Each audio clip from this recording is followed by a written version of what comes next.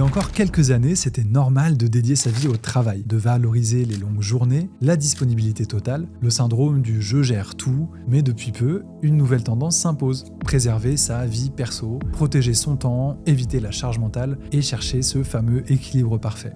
Personnellement, c'est mon idéal, professionnel, à moi, c'est clair. Une vie où tout serait plus fluide, avec une frontière nette entre le pro et le perso, zéro stress, qui déborde à la maison, et assez d'énergie pour profiter vraiment de sa famille, de ses amis et de soi, c'est clair que ça donne envie. Alors soyons honnêtes, si ça vous semble trop beau pour être vrai, c'est parce que ça l'est. L'équilibre pro-perso, comme on l'imagine, c'est souvent un piège. Pas parce qu'il est impossible, mais parce qu'on le définit mal et qu'on place de trop grandes attentes dessus. Aujourd'hui, on va voir ensemble les illusions qui rendent cet équilibre totalement inaccessible et donc plus stressant qu'autre chose, ce qui permet réellement de le construire dans la réalité et de voir à quoi ressemble un équilibre durable, adapté à votre vie, à vous. Je suis Théophile Laroussini, CEO de Link Up Coaching et depuis plus de 15 ans, on accompagne les salariés en reconversion et les indépendants à devenir coach professionnel. Et aujourd'hui, on va mettre de la clarté sur un sujet qui touche tout le monde, mais que peu de gens comprennent vraiment.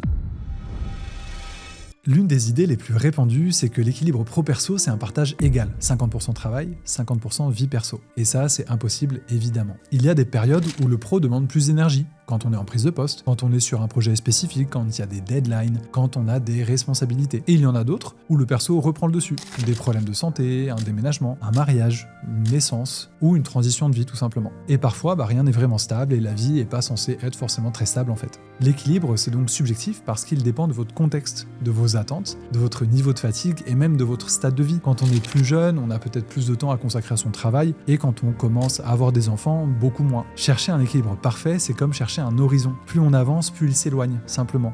Parce que c'est un concept abstrait qui n'existe pas. La deuxième illusion, c'est croire qu'on peut tout maîtriser, son agenda, ses émotions, les imprévus, la productivité, le rythme de la journée. On rêve tous de journées qui roulent parfaitement. Mais la réalité du travail, comme la réalité personnelle, c'est imprévisible. Vouloir tout contrôler, ça mène directement à une surcharge mentale, à de l'insatisfaction, à de la rigidité, à du stress et parfois même du surmenage. Parce que la vie n'est pas prédictible et elle n'est pas censée l'être. C'est pas la maîtrise totale qui crée l'équilibre, c'est plutôt la capacité à accepter qu'il y a des choses qu'on peut contrôler et d'autres qu'on ne peut pas contrôler. L'illusion de la disponibilité permanente, c'est l'illusion la plus dangereuse et la plus répandue. C'est croire qu'on doit être disponible pour tout, pour son manager, pour ses clients, pour ses collègues, pour sa famille, pour ses enfants, ses proches et soi-même quand il reste du temps. Ça, c'est le piège du perfectionnisme moderne. Si je réponds vite, si je suis toujours là, si je tiens tout, ça ira. Le problème, on ne peut pas être disponible partout sans s'épuiser quelque part. L'équilibre, c'est donc pas une question d'être disponible, c'est une question de définir où on est disponible et où on ne l'est pas. Et ça, c'est parce que sans limite, l'équilibre est impossible. Dépasser ces illusions, c'est déjà énorme, mais ça ne suffit pas, parce qu'il reste un autre facteur déterminant, et ça c'est le cadre dans lequel vous travaillez. Même avec la meilleure volonté du monde, si l'organisation ne favorise pas la flexibilité, le droit à la déconnexion ou l'autonomie, votre équilibre restera très fragile. Ok, donc si l'équilibre parfait n'existe pas, voilà 3 clés pour s'en rapprocher. Trouver un équilibre entre vie pro et vie perso, c'est pas seulement une affaire de bonne volonté, c'est aussi une question de cadre de travail. En voilà quelques-uns. La possibilité d'horaires flexibles pour s'adapter à ses rythmes et contraintes personnelles, du télétravail ponctuel ou régulier pour éviter les déplacements longs et gagner du temps, une réduction de déplacements inutiles grâce à une meilleure organisation, et surtout une autonomie réelle dans la gestion des tâches pour pouvoir décider quand et comment avancer. C'est pas du confort, ça, c'est vraiment la base. La flexibilité, elle influence tout. Votre niveau de stress, votre énergie, votre capacité à tenir dans la durée. Et sans ça, l'équilibre pro-perso repose uniquement sur vous. Et vous finissez par compenser à coup de charge mentale. Le lieu entre vie professionnelle et personnelle ne peut pas exister sans une frontière nette entre les deux. Et cette frontière, personne ne peut la tracer à votre place. C'est à vous de la définir et de la protéger. C'est là qu'intervient une compétence essentielle, souvent travaillée en coaching professionnel. La capacité à dire non, à prioriser ses besoins, à refuser la surcharge déguisée sous forme de demandes multiples et à gérer les attentes des autres sans culpabilité et sans peur. Parce qu'une chose est sûre, si vous ne fixez pas vos limites, ce sont les besoins des autres qui définiront votre emploi du temps. Dire non, c'est pas refuser les autres, c'est choisir ce qui est tenable pour nous. Sans cette compétence, tout finit par passer en priorité, sauf ce dont on a besoin. C'est ce qui fait déborder notre agenda, monter notre charge mentale et dériver l'équilibre. Apprendre à poser un nom clair, calme et assumé, ça change tout. Vous reprenez la main sur votre temps, vos limites deviennent visibles et votre énergie n'est plus aspirée par les urgences des autres. Et si c'est un domaine où vous avez du mal, c'est exactement là que le coaching et la formation aux compétences relationnelles peuvent changer la donne. C'est ce qu'on enseigne depuis plus de 15 ans chez LinkUp Coaching. Aider les professionnels à reprendre le contrôle de leur espace mental et de leur organisation. On vous mettra un lien dans la description si vous voulez creuser. Trouver un équilibre entre vie professionnelle et vie personnelle, ce n'est pas uniquement une question d'horaire ou d'aménagement ponctuel. C'est aussi une question de qualité de vie au travail, le sentiment d'être écouté, la possibilité d'agir sur son travail, la reconnaissance, le soutien managérial, la clarté des rôles. Bref, tous ces éléments qui se passent pourtant au travail sont indispensables pour être serein dans la vie personnelle. Quand ces conditions sont réunies, l'équilibre pro-perso ne devient plus un combat permanent. Vous ne réagissez plus en permanence à des urgences ou à des tensions, mais vous êtes capable d'ajuster votre quotidien avec sérénité. Ok, ça commence à s'éclaircir, maintenant on va voir comment développer plus d'équilibre pro-perso de manière concrète dans sa vie.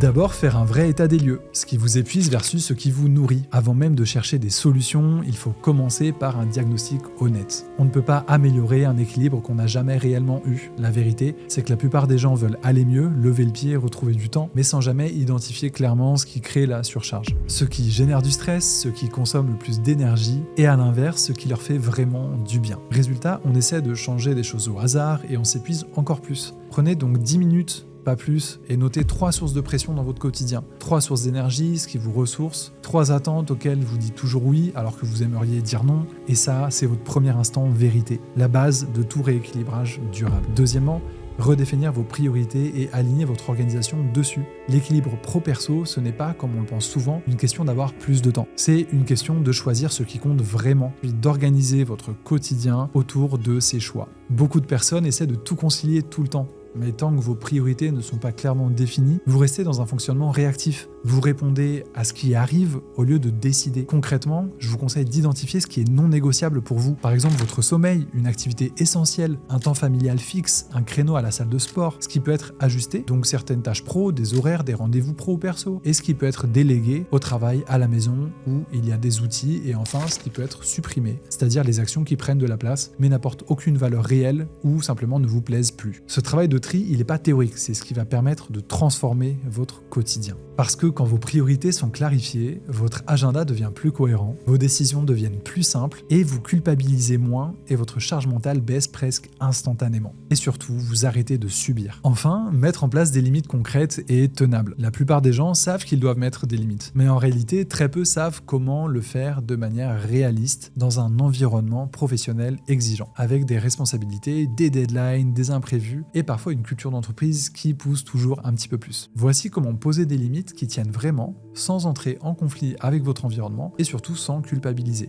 L'erreur la plus fréquente, c'est vouloir tout changer d'un coup. Résultat, on tient 4 jours puis on s'effondre parce qu'on rate et on manque de motivation. La bonne approche, c'est plutôt, je pense, choisir une limite mais la mettre en place de manière ferme et stable. Par exemple, je coupe mon ordi à 19h ou je prends plus de réunions sur la pause déjeuner. Ou encore, je préviens 24 heures avant si je peux pas prendre une nouvelle tâche. Cette seule limite, elle change déjà notre charge mentale de manière hyper tangible. Rendre cette limite visible dans notre environnement, c'est hyper important. Une limite invisible ne sera jamais respectée. Donc il faut la rendre claire, la formuler, la rendre visible et l'inscrire dans notre agenda. Ça la rendra prévisible et nos collègues doivent savoir comment on fonctionne. Exemple, bloquer des créneaux non négociables dans notre agenda, écrire dans notre signature email nos horaires de disponibilité, informer notre manager de nos nouvelles règles de fonctionnement ou même expliquer calmement que nos plages de travail concentrées, elles ne doivent pas être interrompues sans urgence. Et ça, c'est pas être rigide, c'est juste donner un cadre lisible, donc plus simple pour tout le monde. Enfin, gérer les exceptions sans que tout explose. Une limite saine, ce n'est pas une frontière militaire. Vous pouvez avoir des exceptions, évidemment, mais elles doivent être rares, anticipées, compensées et conscientes.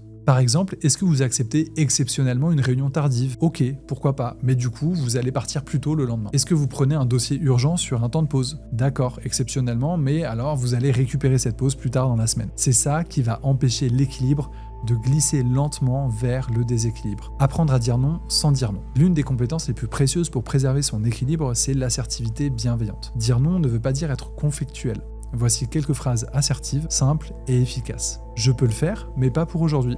Je peux vous aider si on dépriorise un autre sujet. J'ai pas de marge aujourd'hui, mais je peux regarder demain matin si vous voulez. Je veux bien contribuer, mais il faudra clarifier le périmètre. Ça, ce sont des techniques enseignées dans les cursus de coach professionnel. S'affirmer sans s'opposer. Tenir vos limites sans culpabiliser. La culpabilité, elle vient du fait qu'on pense devoir répondre à toutes les attentes tout le temps. Rappel essentiel, vous n'êtes pas responsable des attentes des autres. Vous êtes uniquement responsable de vos limites. Si vous devez retenir une seule chose, c'est ça.